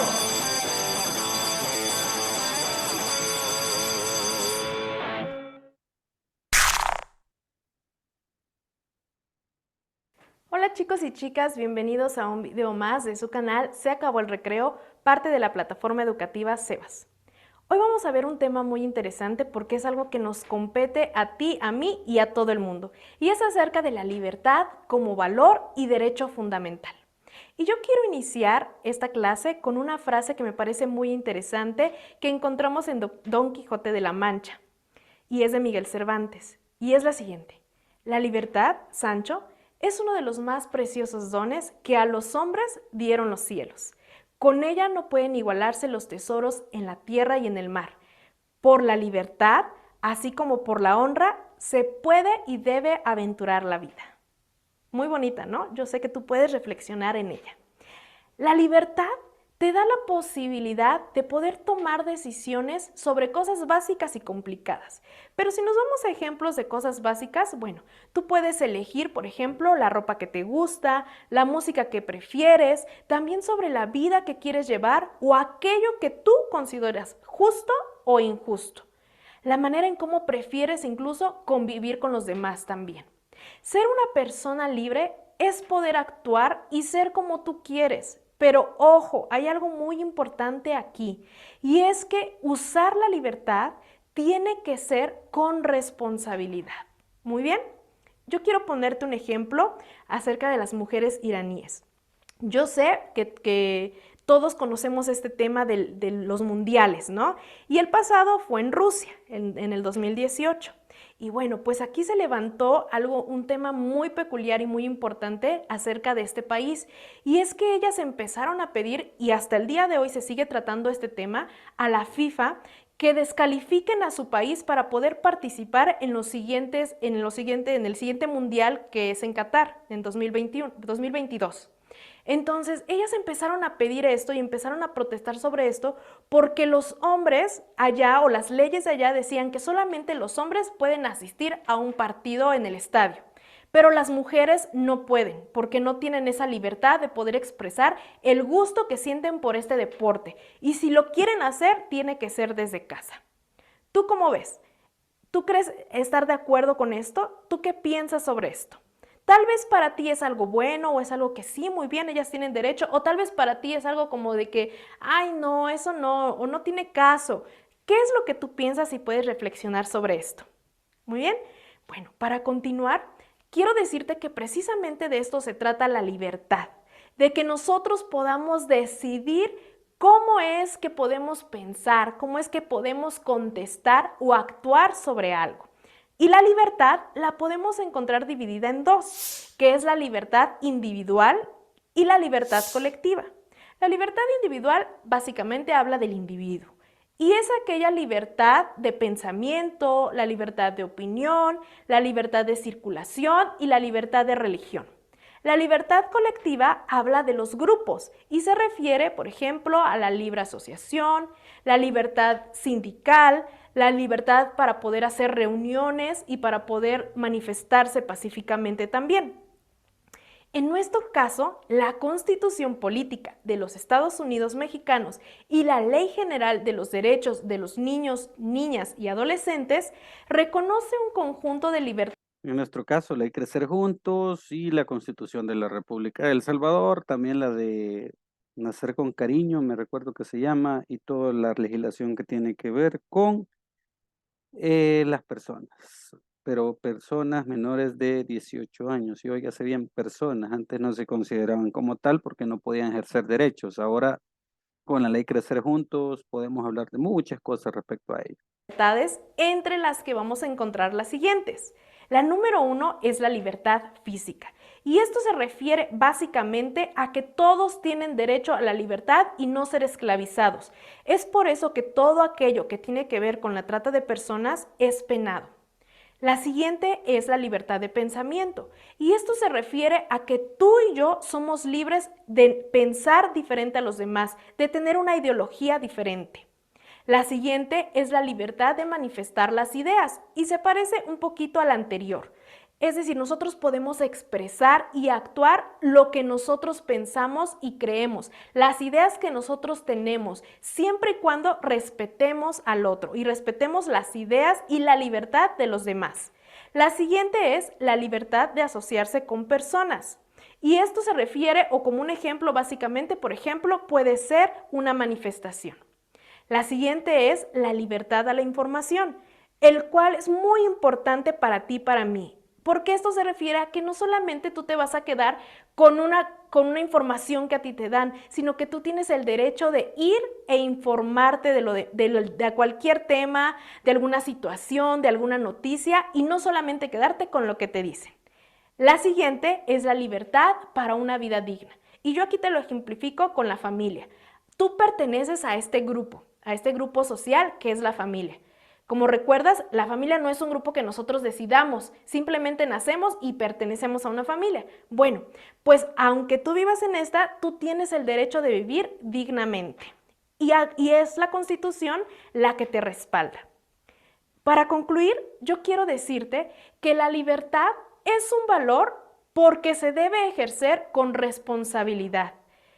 Recuerda que lo que tú haces, lo que tú dices, cómo tú actúas, cómo tú contestas, es tu responsabilidad. Y esta, aunque es un valor que nos respalda a todos, tenemos también el derecho y tenemos la obligación de respetar la libertad de otros. Muy bien. Muchas gracias por ver este video. Nos vemos en un próximo y no olvides suscribirte a este canal. Ok, bueno, ya al menos terminamos de ver lo que tiene o lo que se relaciona con la libertad. Y pudiéramos hablar muchísimo más de la libertad. De hecho, es un tema que hay libros y libros extensos respecto a ella. Pero como esta es una clase de filosofía del derecho, nada más decirles que este derecho es básico para la configuración de un Estado democrático y constitucional de derecho. ¿Qué quiero decir con esto? De que la libertad es una de las piedras angulares de la democracia y de la democracia sustancial. Hay dos clases de democracia, la democracia formal y la democracia sustancial. La democracia sustancial básicamente se remiten a los principios ideales característicos de la democracia moderna. Es decir, donde se privilegia la idea de igualdad ante la ley e incluso en el ámbito económico, social y la libertad del individuo frente al poder político. Entonces, la libertad juega un papel preponderante para poder configurar un Estado democrático de derecho. Y la dignidad trae consigo el análisis de una temática que a mí particularmente me parece bien interesante, que es la justicia. Entonces, ahora vamos a ver o vamos a analizar un poco acerca de la justicia y la filosofía del derecho. Fíjense que esta situación de justicia y filosofía del derecho, hay mucho de lo que podemos hablar, mucho de lo que podemos tratar, e incluso hay situaciones en las cuales es difícil saber cuándo una norma es justa, aunque todo derecho aspira a que sea justo. Pero en sí, ¿qué es la justicia? Bueno, vamos a tratar de definirlo en los próximos minutos, en las próximas horas. Más que horas, minutos. Entonces, vamos a tratar acerca de esta temática, la justicia y la filosofía del derecho. Fíjense que la profesión del abogado, como ustedes saben, tiene una estrecha relación con la justicia, o tendría que tener una relación con la justicia. Usted va de un abogado y por lo general tiene ahí a la señora, ahí a la justitia o a la diosa, que vamos a ver cómo se llama, ahí con su balanza, con su espada, con el libro y con su serpiente y todo esto que representa la justicia. Ya vamos a ver de dónde viene esto, pero el ideal máximo y el ideal que se conlleva con el derecho es que este derecho debería, o más bien, el abogado debe ser fiel a su profesión y no pervertirla, no arruinarla, no ser antiético respecto a eso. Por lo tanto, ser personalmente justo o tratar de conducir sus acciones a partir de la justicia. Fíjense que a través de la historia han surgido muchísimas definiciones sobre justicia, pero hay una universal y seguramente ya la han escuchado, que nos dice que la justicia es la virtud de dar a cada uno lo suyo, su derecho. Algunos decían, dar a cada quien según sus necesidades. Pero quedémonos en que la justicia es aquella virtud de dar a cada uno lo suyo, es decir, su derecho. La Real Academia Española nos dice que el término viene de justitia. Y básicamente, voy a leer literalmente, nos dice que la justicia es un principio moral que lleva a determinar que todos deben vivir honestamente. Casi no nos dice nada de lo que es justicia. La Real Academia de la Lengua. Fíjense que el origen etimológico de la palabra lo podemos encontrar como casi todas las palabras que tenemos o en el latín o en el griego. En este caso, en el griego. Y viene de la palabra dique. Dique, pues, hay mucho que decir respecto a ello, pero este era usado en aquel momento dentro de una de sus acepciones o significados para indicar aquel orden cósmico, el orden de los seres y el orden social dentro de la polis o la ciudad griega. Entendido de esa manera, la justicia estuvo ligada a un orden. Es decir, la justicia y el orden o la armonía de un mundo, de una polis, de un pueblo, de una ciudad, eso se entendía como dique, o daique le dicen algunos, pero es dique. En esa época, la persona justa era aquel comerciante que no defraudaba en la mercancía, aquel banquero que no cobraba intereses excesivos, el juez que resolvía conforme a la norma jurídica. Eso en aquel momento era entendido como dique o como justicia. Es decir, alguien que cumplía lo que debía y no se exacerbaba o no iba más allá de los límites establecidos. Pero también era justo aquel individuo que se encontraba lleno de virtudes. Por lo tanto, en este punto podemos decir que la justicia es una categoría jurídica, filosófica de carácter universal que tiene presencia en todas las épocas y culturas. En toda época y cultura vamos a encontrar, óigase bien, en toda época y cultura vamos a encontrar esa palabra llamada justicia. Vamos a encontrar esa palabra llamada justicia y entendida desde diferentes ámbitos. Y la justicia identifica como el más alto fin o ideal para que se debe procurar o realizar el derecho. Se suele expresar que el derecho debe su existencia a la realización de la justicia, es decir, uno va amarrado con el otro, van conjugados. Y podemos distinguir la justicia en dos sentidos.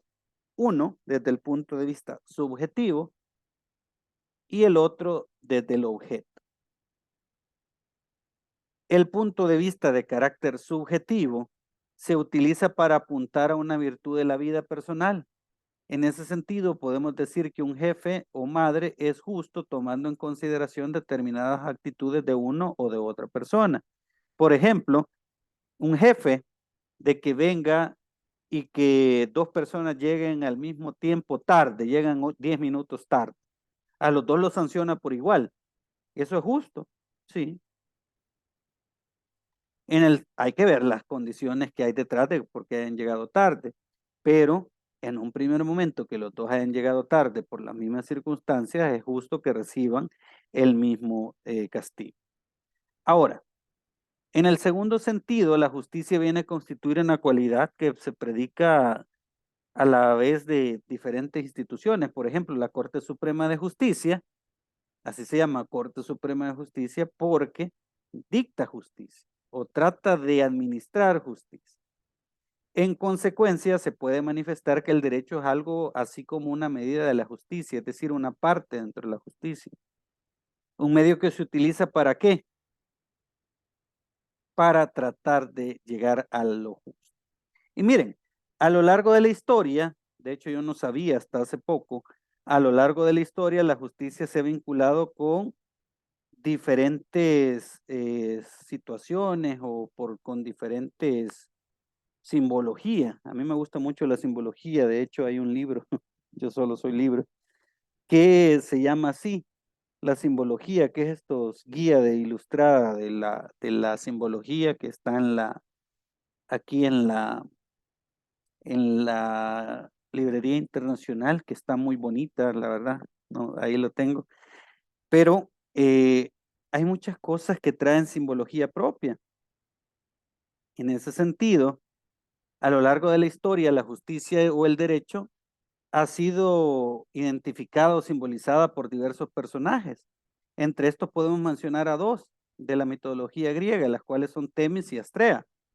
También a Don Quijote de la Mancha, también podemos ver un búho, una espada, una balanza, entre otras circunstancias que también han venido a entender o a procurar porque algo se considere ético y al mismo tiempo se considere justo. En ese sentido y en ese orden de ideas, vamos a ver unos videitos que nos explican acerca de lo que debemos entender por justicia y sobre todo qué implicaciones tiene ser justo. Y ser justo desde el derecho, no desde cualquier norma. Desde cualquier norma, pues podemos ser justos a partir de comportarnos bien o de determinada manera. Entonces, me permiten un momentito, vamos a ver este videíto y luego hacemos algunas valoraciones respecto a él. Hoy en una reflexión, ¿qué es la justicia?, de Hans Kelsen. Hans Kelsen fue un teórico del derecho del siglo XX que defendió la separación entre el derecho y la moral. Él, a través de una teoría que denominó la teoría pura del derecho, pretendió defender el estudio del derecho como una ciencia. Él nació en el seno de una familia judía en lo que para ese entonces era el Imperio Austrohúngaro. Enseñó derecho en algunas universidades de Alemania hasta que las circunstancias lo permitieron. Ya posteriormente todos sabemos lo que pasó con la persecución de los nazis a los judíos. Kelsen tuvo que emigrar a los Estados Unidos, donde finalmente murió. Began enacting anti-Jewish laws. ¿Qué es la justicia? Kelsen va a exponer diferentes teorías sobre la justicia y las va a criticar, precisamente porque Kelsen es un relativista de la moral en general y de la justicia en particular. Este relativismo de Kelsen le hace asegurar que todos los juicios sobre valores son juicios de valores y que son subjetivos, que la única objetividad posible es sobre los juicios de realidad. A este respecto, Kelsen nos dice en qué es la justicia. A la pregunta de si la libertad individual es un valor superior a la seguridad económica o si la seguridad económica es un valor preferible a la libertad individual, solo es posible dar la respuesta subjetiva, y en ningún caso formular un juicio objetivo como lo es aquel que afirma que el acero es más pesado que el agua y el agua más pesada que la madera. Estos son juicios de realidad que pueden ser comprobados experimentalmente y no juicios de valor que no permiten tales verificaciones. En este apartado podemos ver que Kelsen diferencia entre los juicios sobre valores y los juicios sobre realidad. Solo sobre los juicios de realidad se puede hablar de objetividad porque son verificables, mientras que los juicios de valores, como no son verificables, dependen del criterio de cada persona. Kelsen también es un subjetivista o un emotivista mejor, porque considera que la percepción sobre el bien y el mal depende en últimas de los sentimientos de los hombres. Aquí nos dice también en qué es la justicia, y este problema, aquí se refiere al problema de la justicia, no puede ser resuelto por medio del conocimiento racional. La respuesta al problema aquí planteado es siempre un juicio que, a última hora, está determinado por factores emocionales y por consiguiente tiene un carácter eminentemente subjetivo. Aclarado este punto, tenemos que mencionar que para Kelsen el problema de la justicia solo tiene lugar cuando hay un conflicto de intereses.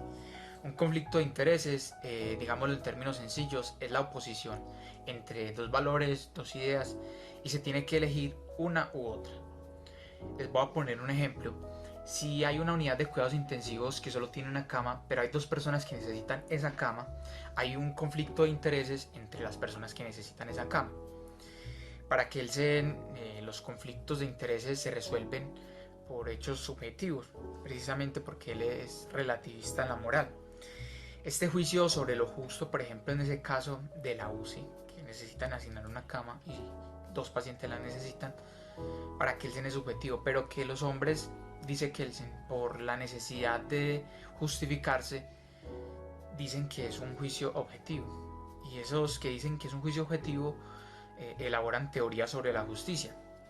Digamos que Kelsen separa dos tipos de explicaciones sobre la justicia.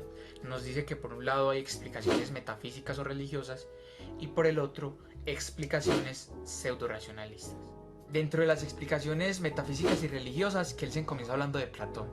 Platón es uno de los filósofos más importantes de la civilización occidental y Platón nos hablaba de dos mundos, el mundo de lo inteligible y el mundo de lo sensible. El mundo de lo sensible es de las cosas que cambian, de las cosas que a simple vista podemos percibir, mientras que el mundo de lo inteligible es el mundo de las ideas, de lo que verdaderamente son las cosas. Y para alcanzar, digamos, este mundo de las ideas tenemos que utilizar nuestra razón a través de la filosofía. Digamos que en el mundo de lo sensible existen caballos o existen personas, mientras que en el mundo de lo inteligible, en el mundo de las ideas, existe la idea de persona o la idea de caballo, lo que es una persona y lo que es un caballo. Asimismo, también en el mundo de lo inteligible existe la idea de la justicia. Y pues la idea de la justicia y el resto de ideas se supeditan, digamos, a una idea más fundamental de todas, que es la idea de bien. Y pues según Kelsen, la crítica que le hace es que en una de las cartas de Platón, la carta séptima, Platón dice que en última medida el bien, la idea de bien, no es cognoscible a través de la razón, pues dice Kelsen, y que por esa afirmación de Platón ya no hay una justificación, digamos, de la justicia. Ya posteriormente Kelsen nos habla un poco de la explicación religiosa a través de Jesucristo. Jesucristo explicó la justicia a través del principio del amor. Pero la crítica que hace Kelsen aquí se basa en una de las cartas de San Pablo, donde San Pablo dice que el amor de Jesús no es comprensible para el conocimiento racional. En las explicaciones pseudo-racionalistas, Kelsen habla de muchas explicaciones de la justicia. Inicialmente, pues la frase de este canal está en el banner, está en latín, no sé si ustedes se han fijado. Eso en español significa que la justicia es la voluntad constante y perpetua de dar a cada uno lo suyo. Kelsen resume esta frase diciendo que la justicia es dar a cada uno lo suyo. Para él, esa frase y esa explicación son vacías porque lo suyo nunca lo define. Digamos que, ¿qué sería lo que tendríamos que dar si no sabemos qué es lo suyo? En realidad, si Kelsen hiciera un esfuerzo por analizar el contexto en el que surge esa frase o analizar las elaboraciones posteriores, sí se daría cuenta que hay ciertas explicaciones sobre lo suyo. En todo caso, esa es la crítica de Kelsen. Luego Kelsen nos va a criticar más posturas que considera vacías. Habla del principio de represalia. El principio de represalia nos dice que la justicia es devolver el bien por bien y el mal por mal. Para Kelsen ese principio también es vacío porque no sabemos qué es el bien y no sabemos qué es el mal. Y si no sabemos qué es el bien y qué es el mal, ¿cómo vamos a saber la justicia ahí? Vale la misma observación que hicimos anteriormente. Kelsen tampoco hace un esfuerzo por verdaderamente analizar si hay explicaciones o no sobre el bien y el mal en las teorías que utilizan esa explicación de la justicia. Luego Kelsen se dedica un buen tiempo a hablar sobre la igualdad, nos habla de la igualdad natural. Digamos que hay una explicación de la justicia que nos dice que la justicia es tratar a todos iguales porque todos somos iguales. Para Kelsen eso no es cierto, no todos somos iguales, y en ese orden de ideas no en todos los casos se debe tratar a las personas iguales. También critica la igualdad ante la ley, la igualdad ante la ley como una justificación de la justicia, porque realmente no se refiere a la justicia, sino que se refiere al principio de legalidad. La igualdad ante la ley nos dice que todas las personas deben ser tratadas de manera idéntica por el derecho, salvo una excepción, y eso poco o nada tiene que ver para Kelsen con la justicia. En tercer lugar, critica el principio de igualdad marxista. El principio de igualdad marxista nos dice que a cada uno según sus capacidades y a cada uno según sus necesidades. Para Kelsen eso tampoco explica la justicia porque no nos dice cuáles son estas capacidades y cuáles son las exigencias de estas necesidades. Hay una crítica que me parece la más débil que hace Kelsen en todo ese texto, que es el critica la regla áurea, o lo que se conoce como la regla de oro de la ética o de la moral. La regla áurea es una regla que es trascendental a casi todas las civilizaciones, desde el cristianismo, el judaísmo, el hinduismo, el budismo, el zoroastrismo, el kantismo. La regla áurea nos dice que deberíamos tratar a los demás como quisiéramos que nos traten a nosotros. Para mí Kelsen, ese es el punto más débil de Kelsen, porque Kelsen interpreta la regla áurea bajo solo una teoría filosófica, moral, que se llama el utilitarismo. El utilitarismo nos dice que debemos maximizar el placer y minimizar el dolor. Entonces Kelsen junta la regla áurea, que nos dice que debemos tratar a los demás como quisieran que nos traten a nosotros, y la máxima del utilitarismo, y nos dice que la regla áurea básicamente consiste en no causar dolor sino placer a los demás. Básicamente esa no es la regla áurea, sino la interpretación de la regla áurea a lo mejor, y eso que no me consta, de los utilitaristas. Entonces, a partir de esa interpretación, Kelsen dice que esa explicación no permitiría que se impongan penas, por ejemplo, porque las penas siempre van a producir dolor a la gente. Pero como les digo, esa es la explicación más débil que tiene Kelsen en ese libro. Por último, Kelsen termina hablando de Kant y de Aristóteles. Kant pretende justificar la justicia a través del imperativo categórico. El imperativo categórico nos dice que deberíamos actuar de tal modo como si nuestra máxima fuese universal, como si nuestra norma fuese universal. Para Kelsen eso no explica la justicia, porque no nos dice cuál sería esa norma, cuál sería esa máxima que podría tornarse universal. Y ya con Aristóteles, Aristóteles nos decía que la justicia era una virtud, y la virtud para Aristóteles era el justo medio entre el defecto, que es como la falta de algo, y el exceso, que es como la sobreabundancia de algo. Y para Kelsen eso no explica la justicia, porque en lugar de explicar la virtud, nos presenta otras dos preguntas: ¿cuál serían entonces el exceso y cuál serían entonces el defecto de la justicia? En últimas, Kelsen termina diciendo que todas esas explicaciones, tanto pseudo-racionalistas como las metafísicas y religiosas, fallan en lo mismo, y es que pretenden derivar un ser de un deber ser. Él agrupa todas esas explicaciones, me parece a mí incoherentemente, porque si él vio que eran varias explicaciones no puede hablar de una sola cosa, pero él dice que todas esas explicaciones fueron representadas por lo que él denomina la escuela del derecho natural. Como conclusión de este video, veamos el último fragmento del texto, que es la justicia, donde Kelsen nos dice que en realidad yo no sé si puedo decir que es la justicia absoluta, este hermoso sueño de la humanidad. Debo conformarme con la justicia relativa. Puedo decir únicamente lo que para mí es la justicia. Como la ciencia es mi profesión y por lo tanto lo más importante de mi vida, para mí la justicia es aquella bajo cuya protección puede florecer la ciencia, y con la ciencia la verdad y la sinceridad. Es la justicia de la libertad, la justicia de la paz, la justicia de la democracia y la justicia de la tolerancia. Eso fue todo por hoy. Que estén muy bien.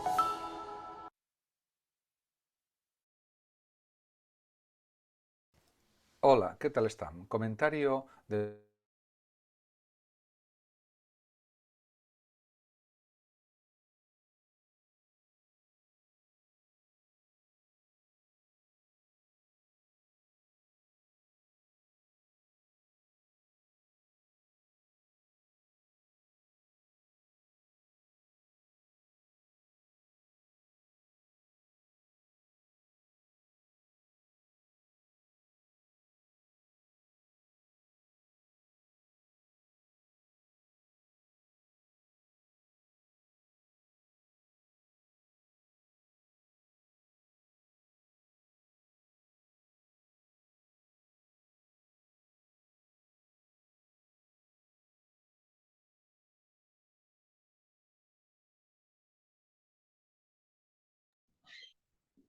Lick tiene el micrófono apagado. Muy amable, gracias. Bueno, les decía de que la simbología de la justicia es de suma importancia debido a que, bueno, ya teniendo un aspecto básico de lo que tenemos que entender como justicia, la simbología o cómo sea significado a partir del tiempo va a depender de la cultura en la que nos encontremos. Yo he recogido 5 nada más.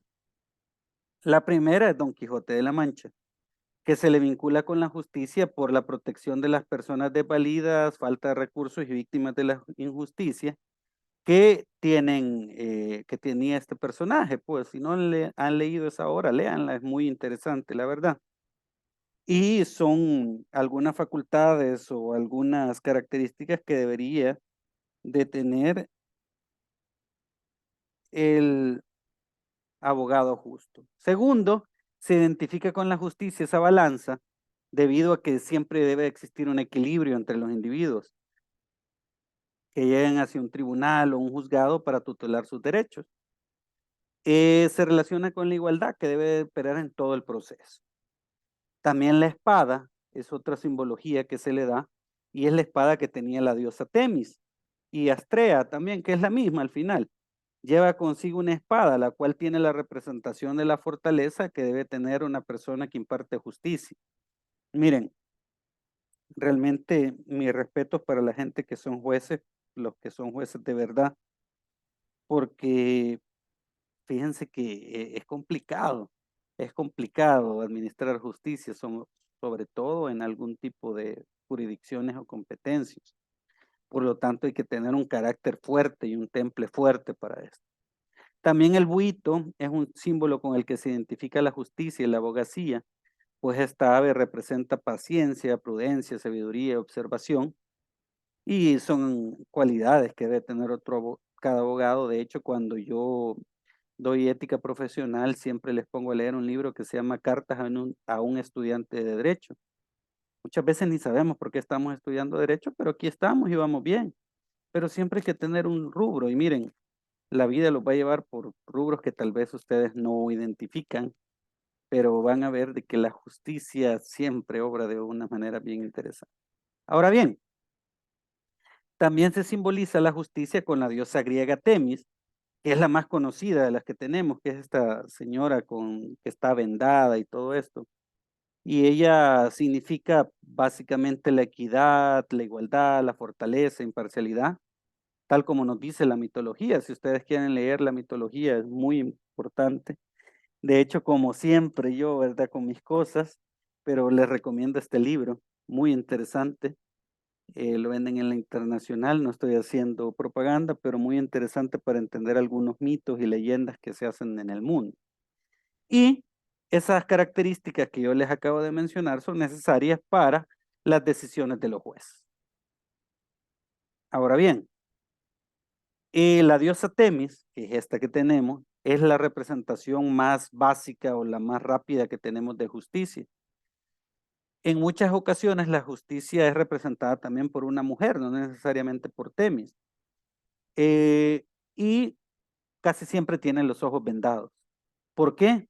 Porque la justicia supuestamente no tiene que ver o no tiene que ir con una persona determinada, sino que debe ser ciega. Cuenta con una balanza por el equilibrio que se tiene que hacer y la tiene en la mano izquierda, porque la mano derecha es la que sirve para combatir, según los antiguos pueblos.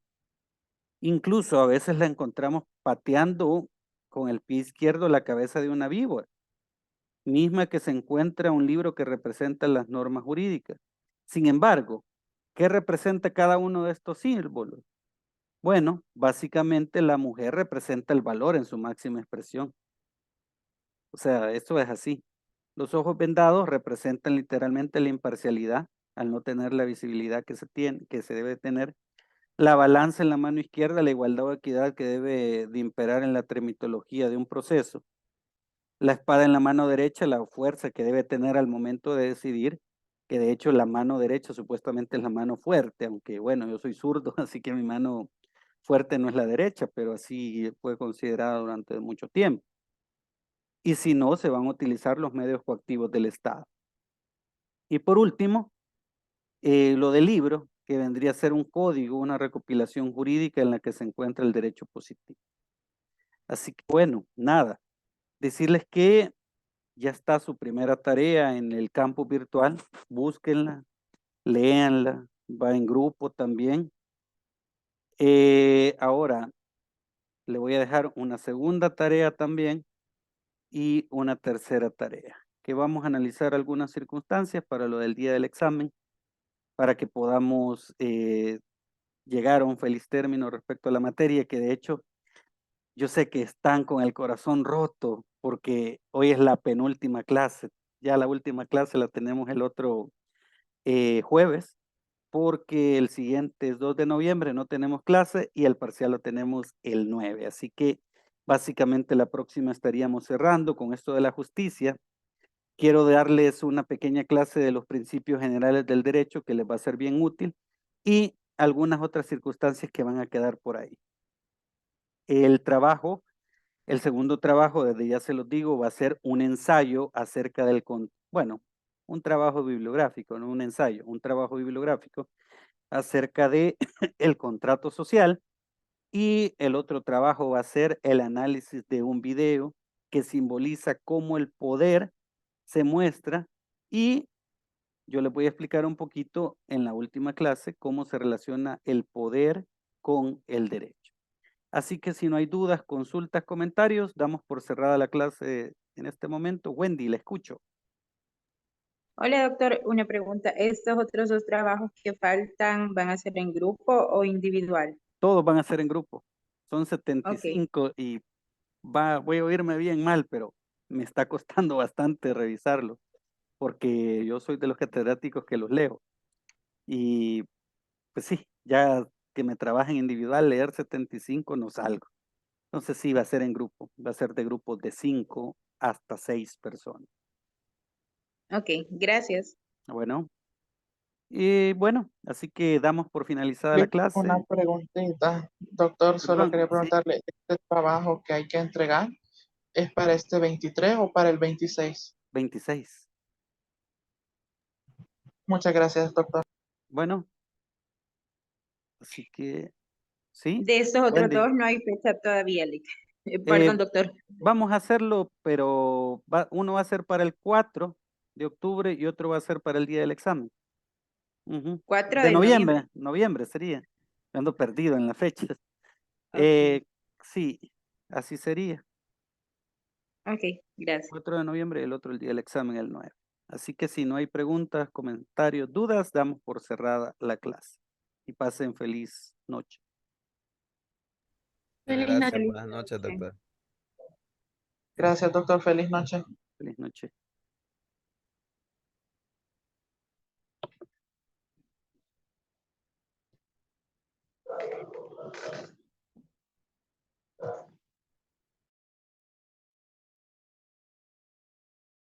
Ajá, nos quedamos las que solo dejan ahí la computadora, ¿verdad?